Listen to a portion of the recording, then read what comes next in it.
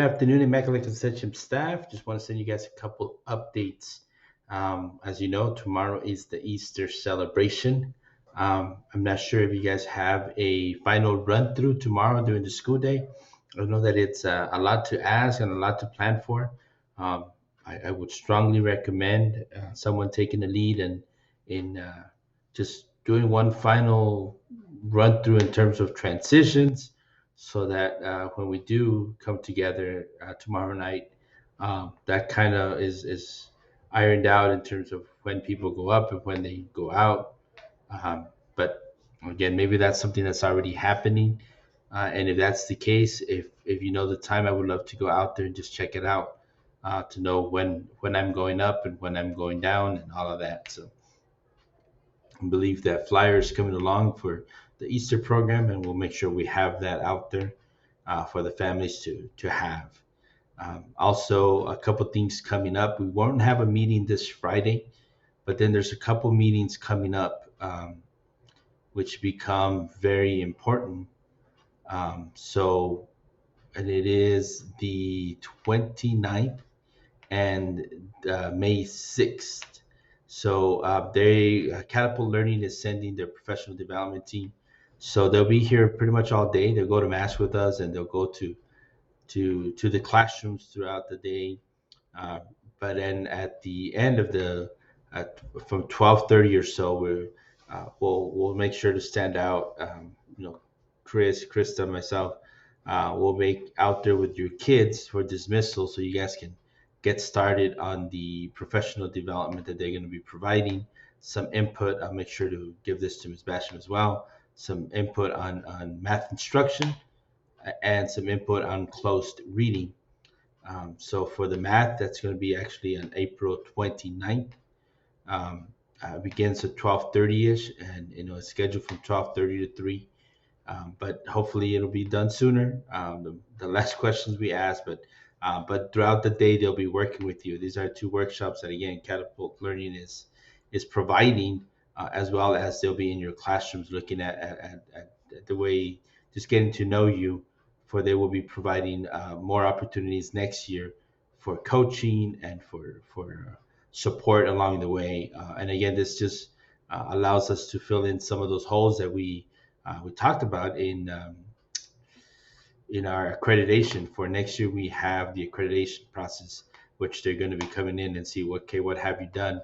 We'll have all these documented hours as well as input that we can attach there. So for the math portion, K to 4 should be there, and I know that there's one person that is out on the 29th. There's nothing we can do about that. But the rest of you, it's important that we're there. It's important that we take this feedback. It's important that we utilize these opportunities. And of course, Miss Kirkham being the math in middle school, we want to make sure that we're there. For the rest of you, we'll also have some opportunities for us to do some stuff as we transition. We're going to be working on data for, pushing in some numbers, as well as we'll be working on some other stuff for the report that we need to do in June. So that'll be Mr. Brigette, myself, and Mr. Fredette, as well as the Ms. Richardson. So we'll be here working on that report during that time. And then on the 6th of May, that is closed reading. So that actually is for everybody.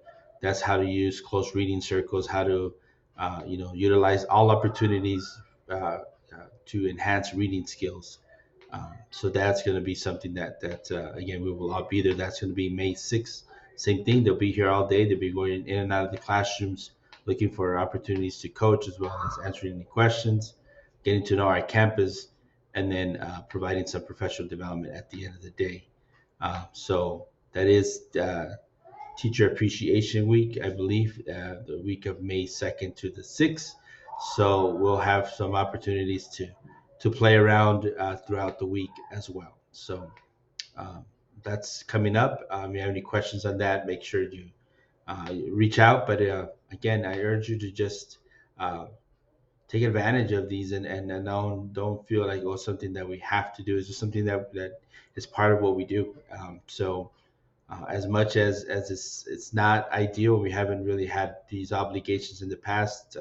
I know that it's going to help us. It's going to help our students, and it's going to hopefully lead us in a direction of at least identifying things that we can do better, as well as things that, affirming the things that we do already, as we develop our program and as we develop that report of what is it that we want to do to reach those goals that we set through accreditation. We can't continue to dismiss them. Pandemic is slowly being past us, so we definitely need to start pushing forward. Within 2 years, we're gonna have to be writing a new report on accreditation. So it's something that just it's a cycle that never stops. So let's not shy away from it. Let's take advantage of it to make this place a place that allows us to thrive and stops feeling like we just do the same thing over and over, or what else can we do, or what other benefits can we get. Again, I want this school to provide you with opportunities for growth and enrichment. So if you ever decide to go, you'll be incredibly prepared to shine wherever you decide to go. And hopefully it's not anytime soon for any of you, because again, I just feel very grateful that all of you are part of our team. So uh, it's just a couple of things coming up. So again, tomorrow, if there is a run through, if not, it'd be great if we did. Let me know the time so that I can be there and see where I fit into the mix. Okay. All right. Take care.